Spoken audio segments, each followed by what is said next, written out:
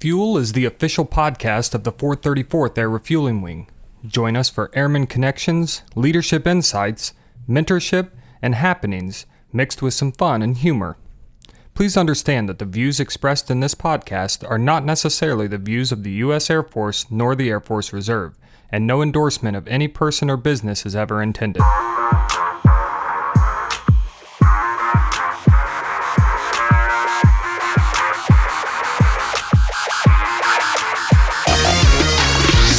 Welcome to the FUEL Podcast. I'm Chief Nathan Parks. I'm the Command Chief here at Grissom Air Reserve Wing in Indiana. And this is episode 5 is what I believe we're at. As always with me in here is Sergeant Weaver, and Sergeant Blocker is also in here. So the Dream Weaver is making things happen behind the computer. Today we've got another what I think would be an interesting episode for you. We're going to talk with our very own Colonel Doc Bray. He is our flight surgeon here. He's also he's one of our resident experts when it comes to COVID and COVID vaccinations. And so we're going to try to answer some of those questions if you're one of those individuals that have some questions about the vaccination, or maybe you have individuals that work with you or for you that have questions. We're hoping that we will answer some of those questions today. We're also going to get into a conversation and talk a little bit about Corporal Sanchez. As many of you know, there will be a dignified transfer taking place here at Grissom. And so we're going to talk a little bit about how that's affected us and how you can get involved with that. So coming up, we are September UTA of 2021. Man, that seems hard to believe. This year has went by fast. And as much as 2020 was a kick in the pants, it seems like 2021 is. It's like 2 or 3 of them. And so we are unfortunately back in HPCon Charlie. Our numbers have went up here with COVID. Last month was our highest month besides December of 2020. We had 40 cases on base of COVID last month. And so we went into that HPCon Charlie.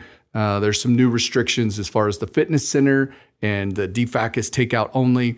But also let's make sure you bring a mask and we're wearing a mask, and don't slough that responsibility onto someone else. We're all required to wear a mask. That's your responsibility. Don't put that on someone else to tell you to wear your mask. So let's put it on. Let's all have a good attitude. Let's not let that stop us from what we need to get done this weekend. Speaking of this weekend, we're also going to have a town hall. Colonel Pemberton's going to get up there and he's going to answer all your questions that you may have about the COVID vaccination that he can.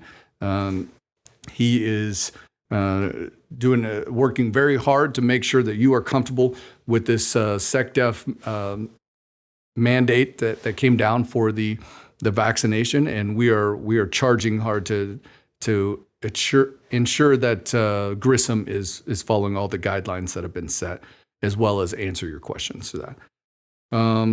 There will also be a 20-year 9/11 ceremony.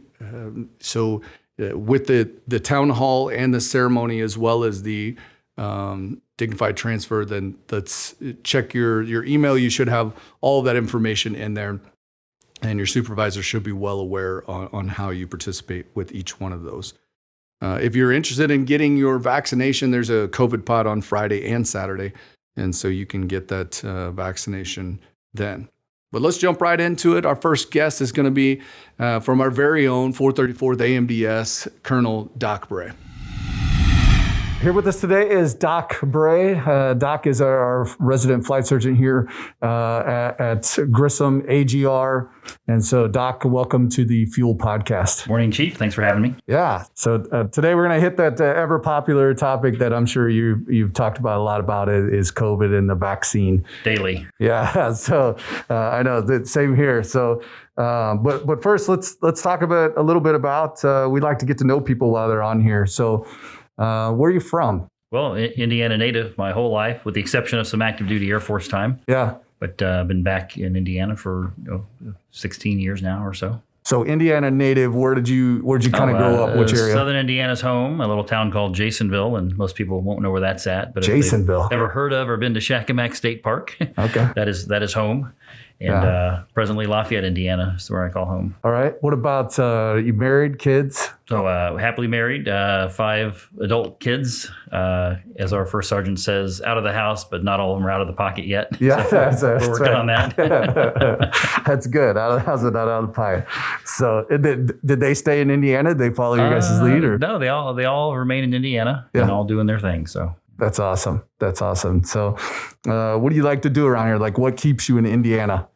Well, I think Indiana's a great state to live in. I haven't been around the world and lived in other places for at least a time there. I think it's a great state, great cost of living, good people, things I like. So, and what do you got any hobbies around here that you do? Or you could say maybe fixing up old houses. I've done a few of those. Yeah. I could get ready to embark on another one here in the near future. And then old cars. I like old cars, so I've got a few of those myself. Yeah. So.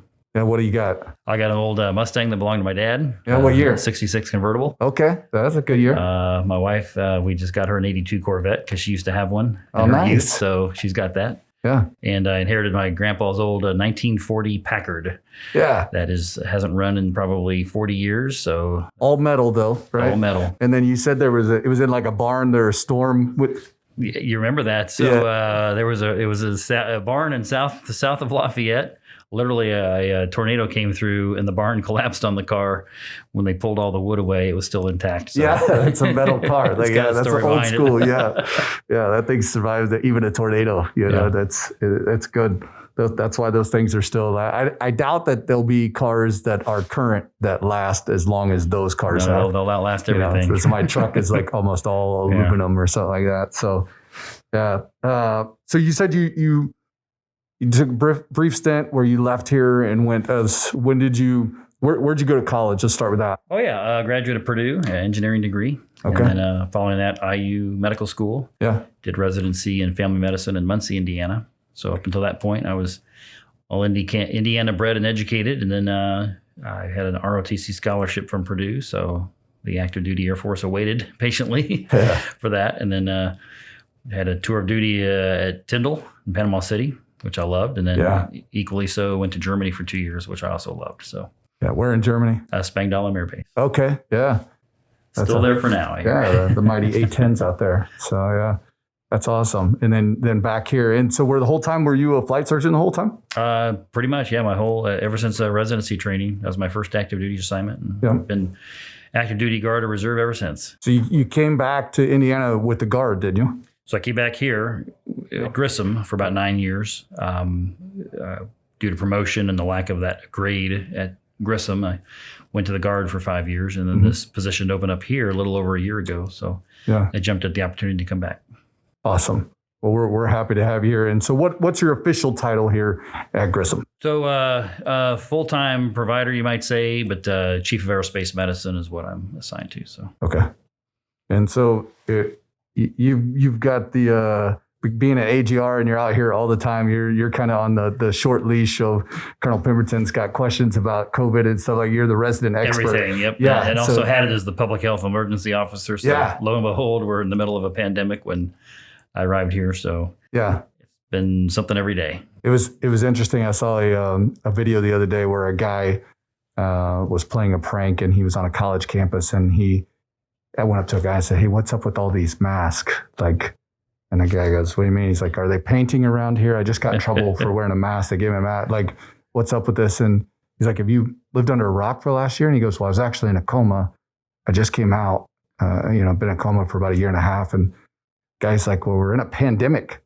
And it was interesting because you think about this 2 years ago, if you said a pandemic, most people outside of the medical field would be like, "What are you talking about? What's that?" Yeah, what are you talking about? And this guy plays it out. It's great because it's how quickly we get used to just what we're in, right. And this is normal language. And how quickly with the internet and stuff, we all become experts, right? Like, I know what's going on because I read this or whatnot. So hopefully today we're going to go through some of those questions and answer them to where, we are going to ask those questions to the expert. And so I'm not going to, I'm going to try to give you the questions I would think people would ask that are maybe sitting out there that haven't got the vaccination and they're looking at why they should or a reason why or going down this path. So that's where these questions are headed, and hopefully we'll clear some of this up. Yeah, let's get to it. Yeah, so I think the first question, and when I hear this a lot when I walk around and everything, is, hey, COVID has about a 98% survivability rate. So you got about 2% chance of dying if you contact COVID. So why are we getting this vaccine? Sure, that's an excellent question to start with. So, and I'll even up that a little bit by saying among DoD personnel, especially active duty, the survival is probably a lot higher. Oh, yeah. 99% or greater. So again, it's a valid question. The vaccine is not just about protecting your personal health. It's about readiness and force health protection. So part of the decision I think that went into this at the highest levels was that if you're going to be in a deployed environment and half the folks are unvaccinated and that particular disease that's vaccine preventable rips through the camp, then you got a mission breakdown on your hands. So I think by everyone being vaccinated, we can, just like we have the ability to survive and operate in all kinds of environments, this is no different. And we'll be able to carry out the mission in a deployed setting. And oh, by the way, I think it's a good idea anyway to protect your health. So right. Yeah, it's I mean, this is not something just that the AMDS came up with, right? That we're mandating it just here at CRISA, right? So this is all based off of the SecDef. I'll remind folks we're in a worldwide pandemic, and hundreds of millions of doses of this has been given. So you're right. This was not something dreamed up by the Department of Defense. That's for sure. Right. Okay. You feel pretty comfortable giving this vaccine as a doctor? Absolutely. And I'll admit, out of the gate, I had a healthy amount of, I would say, intellectual skepticism. Let's face it, kind of people describe newer technology and so forth. Yeah. But if you look back, the technology behind this vaccine was worked on for years. And thank God we had volunteers willing to step up and go through clinical trials. I'm confident that we didn't skip any steps. It wasn't rushed. You can use the word accelerated. Yeah. I think you could say the government gave a blank check to people who know how to make these, and they did it quickly, for sure. But now with hundreds of millions of doses in our rearview mirror and the data we've collected ever since, I am 100% confident in this vaccine. Okay. But that's not to say that there's not some types of side effects. Absolutely, like any vaccine. We counsel people with vaccine information sheets and as much information as we can. Possible side effects, they vary among different vaccines, but you can often expect things like, maybe fever, chills, headaches, soreness at the injection site. Mm-hmm. Admittedly, with this vaccine, there seems to be a higher degree of those kind of things. But as far as long-term complications, those really haven't been seen yet. Yeah. So are you seeing any at Grissom? Like what are the if I've not been vaccinated and I'm going to get the vaccine, what can I expect? Sure. Well, like I said, any of the things we just mentioned immediately or shortly after. Right. But as far as long-term consequences, we're not aware of any case so far that has resulted in any kind of line of duty issue or the need for MedCon orders. Tragically, we have some Grissom personnel who are unvaccinated who are suffering right now, and we can leave it at that. So, yeah. So if this does take place, if we go get a vaccine and say 30 years from now, they're like, hey, your hair all turned white, and that's because of you got the Pfizer vaccine. And so, is this something that, are we going to cover this? Yeah. So 30 years from now, if someone's no longer in the military, the VA has always had a process in place for things that happen to you as a result of service. So presumably you're in a status, we hope, when you got the vaccine. You don't have to be. You can get a vaccine anywhere and not be in status. But if you're in a military status and it happened as a result of service, there's always been those procedures in place. Yeah. And what about if I come over, because what vaccines do you have here? So presently we have the Moderna and the Johnson & Johnson, also known as the Janssen. So there's two different companies that just happen to sound alike, but we have Moderna and Janssen. Presently, we're going to acquire Pfizer for the mandate that's in place now.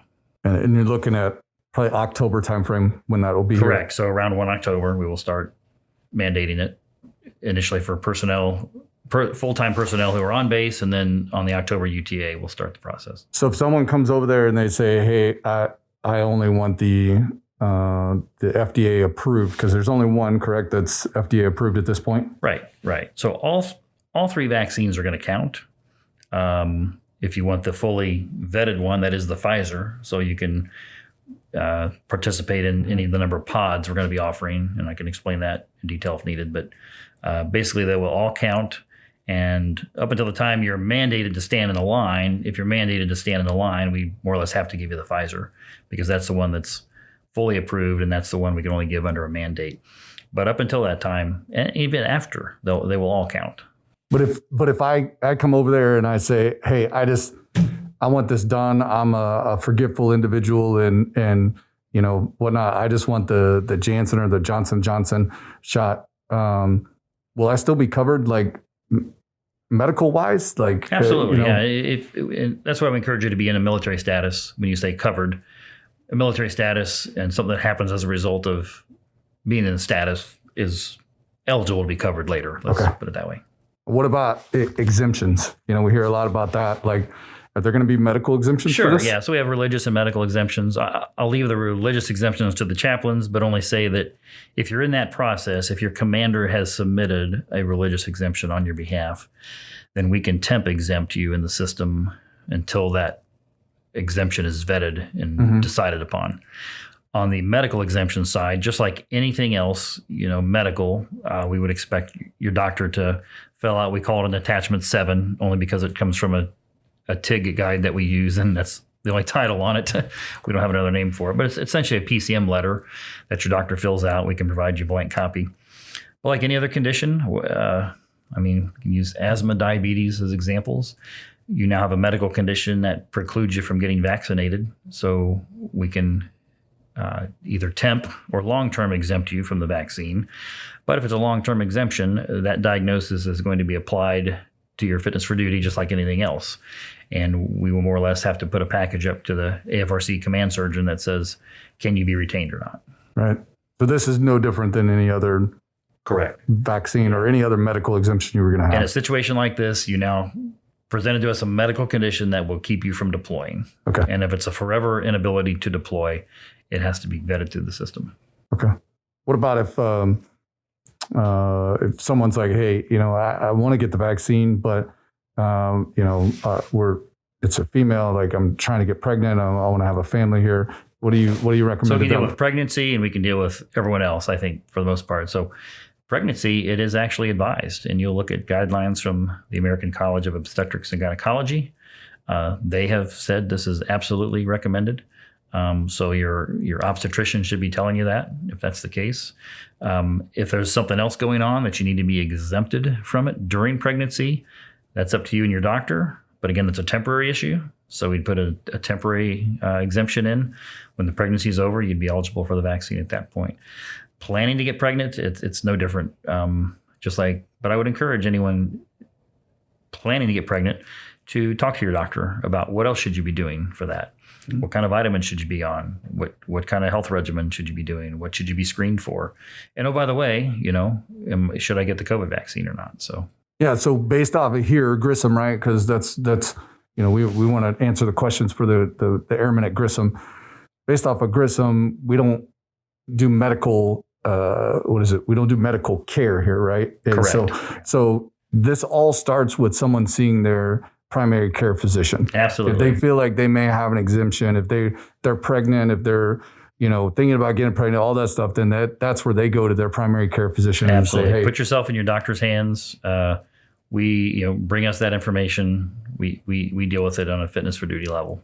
And that Form 7 is the way you do it. And I think it's faxed then, I think the medical you can hand deliver it, fax it in, your doctor can send it. Medical community, only people still using fax machines, right. which is crazy. But what about if you have I've heard of people saying, well, I don't know that I'll get it because I have allergic reactions to vaccines. Sure. So blanket allergies, there's no real blanket allergy to all vaccines. Every vaccine has a different technology, a different way of manufacturing, different components in terms of possible preservatives and things like that. So one vaccine allergy may or may not apply to another vaccine allergy. So once again, that's a discussion with your physician. But something like an egg allergy might restrict you from the flu vaccine, but eggs aren't used in the manufacture of any of the COVID vaccines, for example. So it really is case by case. And once again, that would be quite possibly a permanent exemption from the vaccine, which would mandate that we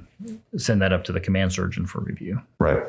Which, it's all, everything's a process, right? And this one is no different. Right. For all these things, we've had processes in place for years that are set up to address these very questions. Yeah, no matter what it is. I'm also amazed that there's eggs used in the flu vaccine, which, again, that's that just technology may have gone by the wayside. I did. You did know that? Yeah. You just don't try to act smart. Recently, approximately 15 to 20 seconds ago. Okay. And I don't think they all do that. And it could be citing old technology there as well. So I've never got the flu vaccine and be like, man, you know what? I'm not hungry anymore. So how safe do you think this shot is? Now that we have so much data in our rearview mirror and in the past, and trust me, they're looking at every aspect of this, and there's so much post-marketing, post-implementation things being collected on people who have medical problems, and did you or did you not get the COVID vaccine, and they assimilate that data and they look at it. I feel completely safe in this vaccine. So even with the noise, I like to call it the noise. I call it the noise a lot, right? The noise that is social media, the noise that is the internet, the noise that where most of us get our news. Even with all of the noise, you still feel comfortable with this. I do. You got to look at validated research. You got to go to trusted sources. I mean, I'm a believer in the CDC. I'm a believer in professional colleges, the Society of Immunology and Infectious Disease and things like that, organizations like that. That's where you need to be getting trusted information from. And again, at the end of the day, talk to your doctor. Yeah. Can someone do that research, right? And so maybe they say, hey, I've heard some people say there's a certain protein that something or another in this vaccine, and there's a certain this in this vaccine and whatnot. So if someone comes in and they're like, hey, I just want this shot, say they do that, and the way that Colonel Pemberton has set it down based off the SecDef's charge to us to enforce this and everything is like, hey, if you're unvaccinated, the October and the November UTAs will be mandatory. So you will get shot 1 on October, you will get shot 2 in November. And that, again, if you're unvaccinated, those UTAs are mandatory for you to be here. So say someone comes in October and they go, hey, I'm here to get my shot, but I want the Janssen one. Can they do that? If it's not part of a mandatory line, yes. So again, once your number's called upon to go stand in line, and we will probably do something like set up our pod, which is a point of dispensing, where we're just giving one vaccine repeatedly. Mm-hmm. And if we stand up, say, the EOC, and we're releasing units one at a time to come over and get in line, much like we do with the flu shot, right? So if you're to that point where you're mandated to come stand in line, it's going to be Pfizer. That's just it. So, but if there's other opportunities to get one of the others, we'll set up pods at various times between now and then. Absolutely. If you don't get it then, but you run out and get one of the other ones afterwards, it counts. So you can choose up until the point where you're in that line. Correct. Once you're in that line, we're going Pfizer. It's Pfizer, yeah. Unless something between now and October happens and the other two get, that's possible too, in which case there'll probably be some very urgent messaging, if you will. So. One of the things that we've learned with 2020 is never guess what the future holds. Absolutely. 2020 taught us that very well. So obviously now, this is mandatory for military members. And so it's not a choice, it's mandatory for military members at this point. Well, what about those that are, trying to figure out whether they want to get their family vaccinated, or whether, a spouse is listening and should I get the vaccine? What advice would you have for them? Sure. Well, I think just in general, when the member serves, the family serves too, right? So if the family's healthy and protected and ready, then that makes the member more so. Even if the member's vaccinated and the family's not, if the family's ill, becomes ill with COVID, let's say, that's preventable, by vaccination, then that puts the service member at risk, at least maybe temporarily, if nothing else, for their service, or vice versa. The family's vaccinated, but the member isn't. There's issues there. So I would encourage anybody who the vaccine's indicated for and available to get it for sure. Do you looking at everything, we'll shift gears here, and I want to come back because I got a couple more questions I want to ask about the vaccine, but I want to shift gears a little bit here because we're talking about families and, and kind of the being on base and stuff like that. And knowing that the HP Con that we're at right now, and Charlie, do you feel like we are doing what is appropriate to keep people safe here? Well, I do. So we look at data every day and are most concerned with the local and state level picture. Mm-hmm. And we track cases per 100,000, and we have a case tracker on base that tells us at any given time who's positive, when they were positive, what their status is. And that's above and beyond what the DoD and Reserve Command and the CDC are putting out. So we assimilate that data near constantly. We track it, and we've been very deliberate, I'll use that term, in changing HB-Con levels and looking at it when it's necessary and it's the best interest of protecting our base population. We've done that. Yeah, I'd sat in those meetings and I get to watch how Colonel Pemberton goes about making these decisions, right? And it's interesting is a lot of times I'm walking around, you hear the criticisms of, well, we should be doing this, or we should be doing that, or we should be. And I want people to rest assured that, hey, we're taking every consideration. Oh, absolutely. And the pandemic of 2021 is different than the pandemic of 2020. Yeah. So, and one of the game changers is in fact the vaccine, right? So what we did in the spring and summer of 2020 isn't some of those things aren't as necessary, or we alter some of those actions, and the guidance has changed too as a result. So for folks who are truly concerned about, let's say, being here, I certainly highly recommend the vaccine as step one in their protection. Yeah. Do you think and this is kind of looking into the future, do you think we're able to take more risk if everyone's vaccinated? Oh, absolutely. Across the board. I mean, I think at some point we'll be, my hope is we'll be allowed to get out of these masks for one thing. Yeah. But no, we won't be ROMing as much when we deploy. If everyone's vaccinated, you get on the plane, you go down range, and you do your job. Yeah. And you come home, you get to go see your family right away, and all those things we'll have more of a sense of normalcy. How do they schedule a vaccine here at Grissom? Good question. So, as far as the October, November anticipated, mandatory participation, we'll stand up an EOC and people will just be directed over to come get it.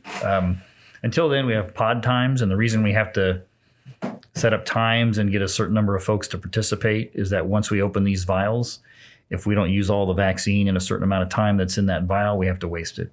And just ethically and morally, we just can't be wasting vaccine right now. We're doing our best not to. So some vials have 10 doses, some vials have 5. So whatever vaccine we're scheduling people for, we want to make sure we got a certain number of folks that participate. So we've set up times and dates that make the most sense. That information comes out on the COM focal point and should be readily available. There's a scheduling tool, but worst case, call the clinic and ask. So I went through that scheduling tool this morning to see, so we have slots available on Friday and Saturday here. But I also did exactly what you just said. And I just called up and I said, hey, I got 5 individuals that want to get the Janssen shot. Can we come over and get it? And they were like, yes, 5's the magic number. Okay. You can. So there you go. I said, okay, well, what if I have some people that want to come get the Moderna? And he's like, well, we need 10. Yeah. So if you're going to go outside of that, 4 or 9 of your closest friends. That's right. I don't have 9 friends, we'll have a vaccine party. Yeah, I'm limited on what shot I can get now by my friends. I knew that would always come back to bite me. So maybe colleagues. We could go with colleagues, but So I believe that they've been charged, and as well as you guys are doing a good job of making it very available and very easy to do those things. We're trying to be flexible with the variables we've been given, and that is, the number of people available, the number of people who to date have wanted it, what we have on hand, the number of doses available in a vial, all those things. How long, in case of the frozen one, we have to thaw it a certain amount of time. Right. So, and then we have to, again, use it in a certain amount of time. So there's so many variables we're tracking that it's kind of painted us into this, it's not a bad situation. Just here's the availability, times and dates and numbers we can do and that kind of thing. Yeah. So the vaccine's free. Everywhere. Everywhere. Including here. Yeah. So if you go to CVS, you go to Walmart, you go to wherever, the VA, and you get your vaccine, how do we make it count here? Yeah. So you bring in your vaccine card. So there's a standardized card and preferably, accompanying that, the actual vaccine record. Everywhere giving this should have also a record of some kind. If you go to Walgreens pharmacy, trust me, it's part of their dispensing record. So that's just further validation. But regardless, bring us the card. We'll get it in ASIMs sooner than later, because we don't want to stick you in the line to get the Pfizer shot if you've already had one of the others, including Pfizer. So let us know. We'll get it updated. It turns green right away, and you're good to go. Yeah, I had a member the other day. We were talking, and they were a little bit concerned about long term whether VA would cover it if they got the Moderna or Johnson & Johnson right now, because it's not FDA approved. And I said, well, one way you can solve that is just go to the VA and get your shot. There you go. Because they give it to you, then they're gonna cover your. No one part of your record, and right. And you got it there. Like, hey, I got it here. Like, and there's service connection, and I'm maybe out of my lane, but there's also VA connection that the VA does. Yeah. And so you bet. Yeah. Anything else that you want to cover that you think is important for people to know? Yeah, or maybe a parting shot. I just we're in the middle of another wave. There's a new variant, and if you haven't heard about the Delta variant, you need to watch the news a little more. But but certainly it's a little more transmissible, a little more lethal. It's probably accounting for the vast majority of cases, and the numbers in the hospitals, in the ICUs, the percentage of vaccinated versus unvaccinated is clear. You're talking about 95% or greater of folks in the ICUs that just weren't vaccinated. So the number kind of speaks for itself. I would really encourage everyone to take advantage of this, and we're going to have to, right? But we are available all the time. I'm here full time, so you can come in and talk to me at length about the vaccine and any concerns you have, and I'm happy to do it. Yeah. Well, I appreciate your staff, and I just want to give one kind of parting shot on this. Is we're here to answer as many questions as possible to get people as comfortable as they can be, as long as they're willing to listen to the answers. I will also say that here, and we're going to say it numerous times, but your medical staff is not the people that we need to talk to about why we think this is political or why we think that it's anything else. That if we're in line to get that shot, then the only thing we need to say is thank you to that staff, and that's not the time to air our grievances. Right. And understand, we give all vaccines and all IMR requirements at the request of your commander. So your chain of command is who to address with those concerns. Correct. Well, I appreciate you being here. Last thing I want to talk about is what are you loving? So on here we kind of part with try to leave on a good note, and so. What are you loving right now in your life? I'll be honest. I'm not pandering or catering here. I love being back at Grissom. I was here for 9 years, and the opportunity to come back here and be a part of it again. I love being full time. I love being a flight doc. So here we are. And I appreciate you having me today. Yeah, for sure. I will tell you, I'm loving that it's football season. And so I know that you hit the Purdue game, right? With, so 53,000 of my close friends. That's right. I'm looking forward to it. I'm a little upset that we did not look at this would be opening NFL weekend. I'm glad, last weekend with the college football, it would have sucked to have been at the UTA for that. But also looking at this as the opening weekend. So we're going to do some better planning next year. For that, or have an alternate that's all Saturdays or something. But I appreciate you being here. I love college football. I'd love to maybe make it out to a game with you sometime. And thank you for your honesty and hopefully, together with being educated and going forward, that we can all get through this time and end up on the other side where we're sitting there talking about, hey, remember that pandemic we went through? And people are like, what's a pandemic? Right. So I appreciate you, Doc. You bet, Chief. Thanks a lot. Thank you. Have a great day. I wanted to sit down and talk about another subject and something that's going to take place this weekend. So this weekend, our members are going to have, there will be a mandatory formation. And that formation is going to require you to stand along the road and and salute as one of our fellow soldiers, a Marine, Corporal Humberto Sanchez, passes by. Corporal Sanchez was a 2017 graduate of Logansport High School. He excelled in academics and athletics. He was known as Bert. He was well-liked. Soccer teammates, his classmates, his coaches, his teachers. After he graduated high school there in Logansport, just like many of us did, he raised that right hand and took an oath. And he enlisted in the Marine Corps. He was assigned to the 2nd Battalion, 1st Marine Regiment, 1st Marine Division, Marine Expeditionary Force, Camp Pendleton, California. He was then called to serve, as many of us have been called, to serve as an embassy guard in Jordan before being reassigned to Kabul Airport, where he passed away on August 26th of 2021. He was 22 years old. Recently, with the tragic events of losing 13 soldiers, and we've also lost soldiers since then, we started realizing how these events affect each of us differently. And so we're going to have a conversation. I brought in Captain Campbell from the chapel staff here at Grissom, as well as we're giving Sergeant Weaver a mic. And so we're going to talk a little bit about Corporal Sanchez and how his passing has affected us all. Sometimes when we are trying to process an event like with Corporal Sanchez's passing is we don't know what to do. And so we try to make some kind of sense of it. And I remember when I watched a dignified transfer and a member I was serving with passed away when I was in Afghanistan is I sat and I wrote down some words just to try to make sense of what was in my head and what I was feeling. And so Sergeant Weaver, you've wrote down some words. And so I'd like for you to share with us those words that you've written to try to make sense of this. Yeah, so I wrote this last Wednesday, just because I've been struggling with this. I'm not an emotional person, but honestly, last Wednesday I just broke down and I sat in my yard, stared at blades of grass, and cried. And I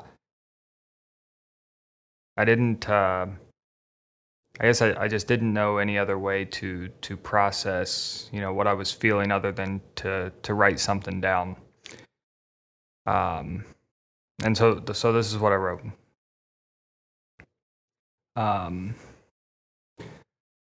Whatever your plans were this Sunday, they can wait. Sunday is the day. This moment has consumed my thoughts and emotions for the past week and will continue to forever be in my mind. Today is the day a hero returns home. Whatever your plans for Sunday are, they can wait. I can't think of a more important place to be right now than lining the roads and welcoming this hero home. A little context to this. On Friday, August 27th, I was with a group of Marines who were firing grenades at our range at Grissom. I expected them to be excited because who doesn't get excited about target practice with grenades? But instead it was oddly quiet, not the Marines that I'm used to being around.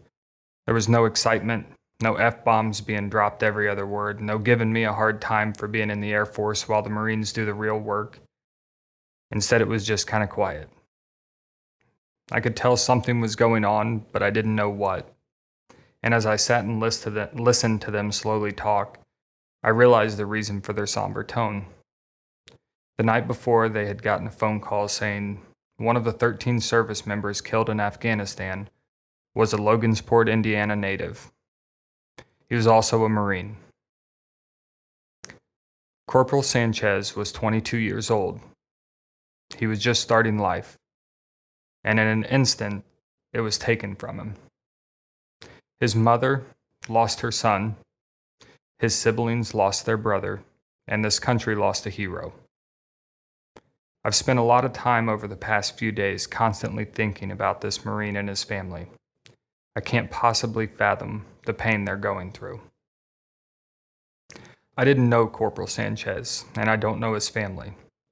But what I do know is this man raised his right hand and swore to defend this country and protect the freedoms that we as Americans don't think twice about, knowing, like all other service members, that defending those freedoms potentially comes at the cost of the ultimate sacrifice. That sacrifice deserves and demands your respect. This Sunday, we have the honor of welcoming Corporal Sanchez home, and we have the privilege to pay our respects as he leaves Grissom Air Reserve Base and heads home to Logansport. So whatever your plans were for Sunday, they can wait. Man, Josh, I truly appreciate it. I don't know that I have anything to add other than thank you. And you're absolutely correct that plans can wait. And as excited as I was for NFL football, I'd gladly give it all up to make sure that we're honoring this hero and make sure that he's getting paid the right respects. So as we look at this and we look at, here's an individual that I personally never knew. I personally never had the pleasure of talking to him about his dreams or his aspirations like I'd like to do, and talk to him about his why on why he served. And but I know this man is a hero, and it gets me emotional. And I'm an emotional dude anyways, but it gets me emotional to see someone just like me, who gave his life and he volunteered for this. And I know that it's hit us all differently. And so I'm gonna start with Chaplain Campbell. Chaplain, most people don't realize this, but one of your jobs here is to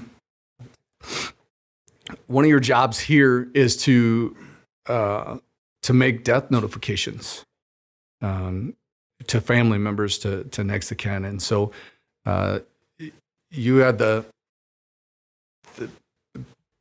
job to go out to the family and to notify the family.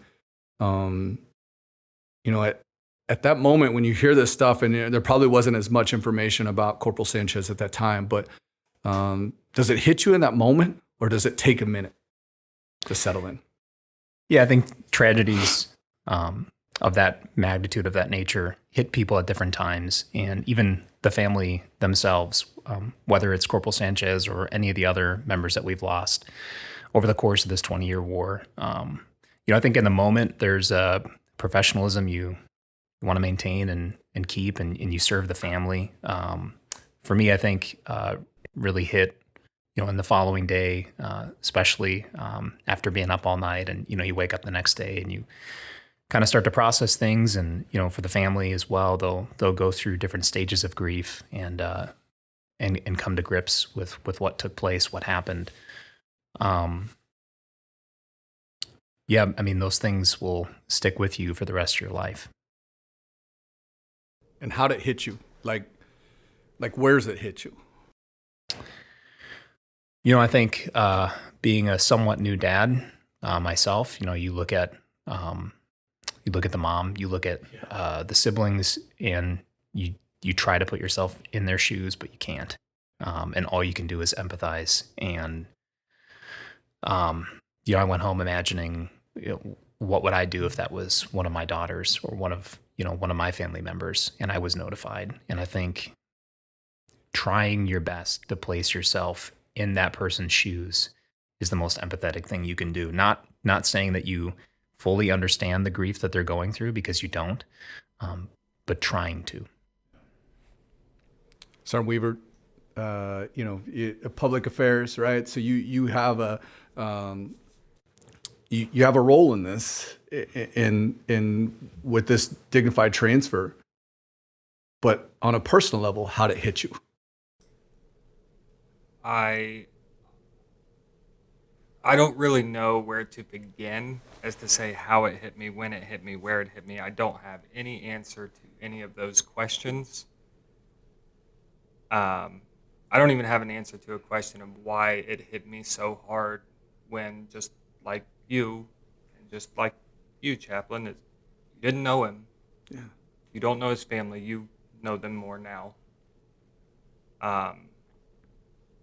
So why does it hit you so hard? And I guess the thing for me was I started thinking, just like you, Chaplain, got kids. Corporal Sanchez was 22 years old, which means he was still a kid. And what would you do if that knock was on your door? And so it's been rough, and I can't even fathom, what his family's going through. I just really think that it's important for us to really understand that freedom that you get to feel every day. You get to wake up. You get to, for the most part, do whatever you want. That's not free. Yeah, that we talked earlier about how excited college football and the NFL and those are freedoms that we don't even think about, right? Twice. And I didn't have to get up and think twice about where I was going to go to church last week, and we lose sight of that sometimes. And these moments just put it right in front of us. Does it change you at all, Captain? Like how long you been in? 6 years. So you've been in 6 years. Does this, and even since you've been here at Grissom, you've had to do this a couple times, right? And been a part of some things where some tragedy has struck. Does this change it? Change your dedication to the service? Does it change your why, if you will? Well, I think like Sergeant Weaver was saying, it really reminds you of the gravity of what we do and why we do it. And, I think about Corporal Sanchez, and I've never met him. Obviously, I had the privilege of meeting the family, but, just remembering that there are people all over the world that literally, in this case, stand in the gap for the sake of people that they've never met in our country, but even people around the world, innocent civilians that they have given their life for the cause of freedom and for that freedom that you spoke about that we enjoy every day and hardly ever think about. And it's sad that tragedies like this are required in some ways for us to be shaken awake and to remember the freedom that we have. But boy, I hope we can honor his life and the life of the other 12 service members that gave their life that day on the 26th. Yeah. Yeah, for me, it's, unfortunately, I've seen a couple of these and been a part of a dignified transfer overseas and, at the base there in Afghanistan. And it is just a very bold and in-your-face reminder. Is sometimes I get this whole, I feel like life owes me, right? And you look at Corporal Sanchez and you're like, life owed this dude. Like he lived a good life. This town, Logansport, is shaken by this because he was a good individual. Life owed him. And he had serious relationship. Like life owed him the hey, he needs to be able to fulfill. Where does this go? Does he have kids? Does he, he's owed that choice. And we get this feeling sometimes like, man, I've lived this good life. I've served. I've done these things. Life kind of owes me tomorrow. And tomorrow to be better than today. And this is one of those reminders to me. It hits me this, and life doesn't care. And we have to make the best of today because we may not be guaranteed that tomorrow. Absolutely. Yeah. And I think, our part of our response to that tragedy, and a part of the way that we honor Corporal Sanchez and the other 12 that gave their lives that day is to find meaning and purpose in the face of that tragedy. German philosopher Friedrich Nietzsche once said, "He who has a why can endure anyhow." And that's not an endorsement of Nietzsche by any means, but certainly some words of wisdom. And I think, being able to find that why for each of us in the midst of tragedy is critical. I know for the family, that was very centered around their faith and their family and their son and brother, Corporal Sanchez, his love for his country, and all those whys of why he served, why he got up every day and was the best Marine that he could be. Yeah. I often think, and I try to be better at it. And listen, I've been guilty of it even here at Grissom, right? As you start to hear that national anthem and you're outside and you're like, ooh, I'm going to take a step inside real quick, or I'm going to get in my car as fast as I can, or I'm going to duck walk across this parking lot because I don't want to be out there. But it just has a different meaning when you think about guys like Corporal Sanchez here, that he gave it all so that flag can keep flying, so the national anthem keeps playing, and that why that you talked about is knowing that, man, if you don't have a deep why, the first time you don't agree with what's going on politically, man, that starts to get questioned. If you're not here for the right why, seeing those things, man, makes you question, if do I really want to give up my weekends? That why can be shaken really quick if you've not really thought about it. If you're just like, well, I'm really just here because I get my college paid for, or I didn't really know what I was going to do, so I chose the military. There better be something deeper than that, because I will tell you I'm going to let you down. Your supervisors are probably going to let you down. The people around you are going to let you down. Society is going to let you down. And it's in that moment that those whys that really, ring true. So has it impacted your guys' why at all? I think, I don't know how to say that it's in. I would say it has, but it just made it stronger, I think. And you always get the question of why you joined the military, and quite honestly, when I came in, I didn't know. Yeah, it changes. That's the thing I think people get most confused on. They're like, well, why I joined the military, why I joined is totally different than, why I'm still continuing to serve. Right. So, yeah. And I didn't know how to answer that question when I was asked it, my first couple years in the Air Force. And now, trust me, I understand that this sounds corny and cheesy, but we were just talking about the national anthem. And the reason that I continue to stay is because of that.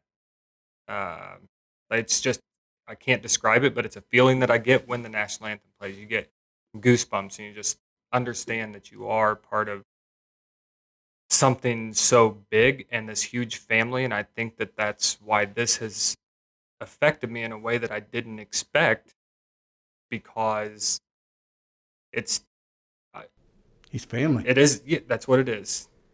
It's, it feels that way. Yeah. He's family. And it's my brother and I are tight, my cousins, and it's like, I saw some of my cousins I hadn't seen, this weekend. I saw some of my cousins I hadn't seen in a couple years, but it was instant, instant. We're back in it. And I think it's no different if Corporal Sanchez and I were called upon to serve, or you overseas or wherever, or if he's standing here, or if he was one of the Marines that was here on this base and you see him in need, I mean, you're right beside him. He's a brother. Yeah. And I think that's a good way. I never really had thought about it this way, but it is like your best friend or your brother, or whatever you you can spend years apart. You haven't even, they haven't even talked to each other, and you come together, and all of a sudden everything just clicks, and you're right back to it. And I have spent a lot of time with all other services, and it's kind of weird that you bring that up because I've never thought about it, but it's the exact same thing. You don't even know these people, and somehow you can just click with them. Yeah. And I think it is because we are a big family. Obviously, we give each other a hard time, the other services, but when someone starts picking on them outside of your service, right? Just like your brother. Yeah, that's right. Like, nope, not anymore. Yeah. Yeah, and something like this happens, man, it hurts us all. And it's, I heard for his, his battalion and just the Marines, and just, it just hurts. It hurts to see them in this. Sir, what about you? I'll date myself here, but I was 11 when September 11th happened. In the aftermath of, growing up with the war and kind of post 9/11, kind of in my formative years, always knew that I wanted to serve and help in some way because there was a threat to my freedom, to the freedom of people all over the world, from enemies all over the world. And I knew that other people had given their life to serve me and my country. And if I could do something to help, something to serve, I wanted to do that. And I think, this event 2 weeks ago now was a very visceral reminder that we're still in that fight, and we may be for a very long time. And so I think my why has stayed the same, but it's sort of been strengthened. I think about, and again, I'm a Christian chaplain, so I got to speak, to my own faith tradition. But I think about what Jesus says to those that followed him. He said, "It's greater to serve than to be served, and greater love has none than this, that one should lay down his life for his friends." And that's exactly what Corporal Sanchez and those other 12 service members did for their friends, not only in their respective services and the DoD and military in general, but for friends that they have never even met. And boy, if that doesn't call you to action, if that doesn't call you to remember the blessings that we enjoy every single day and to try to live in such a way that honors their memory, then I don't know what does.